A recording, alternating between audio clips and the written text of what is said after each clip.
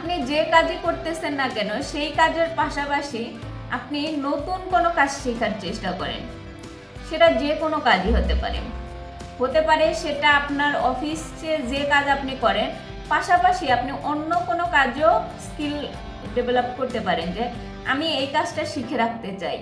পড়াশোনার ক্ষেত্রে আপনি যদি কোনো একটা কিছু নিয়ে পড়াশোনা করতেছেন, পাশাপাশি আপনি যখন সাধারণ জ্ঞানও নিতে থাকবেন, আপনি যখন অন্য সাবজেক্ট নিয়েও একটু ঘাটাঘাটি করবেন, দেখবেন যে আপনার জ্ঞানটা এত পরিমাণ আল্লাহ খুলে দিতেছে সেটা আপনি নিজেও বুঝতে পারবেন না। সেই জন্য সবসময় যে কোনো বিষয়ে আপনি দক্ষ হন না কেন তার পাশাপাশি অন্যান্য বিষয়েও জ্ঞান রাখার চেষ্টা করবেন। যখন অন্যান্য জ্ঞানও আপনার মধ্যে থাকবে তখন দেখবেন যে নিজেকে অন্যের সামনে বড় করতে হইতেছে না, অন্যরা আপনাকে এমনিতেই বড় হিসেবে দেখবে যখন আপনার মধ্যে সব ধরনের স্কিল থাকবে।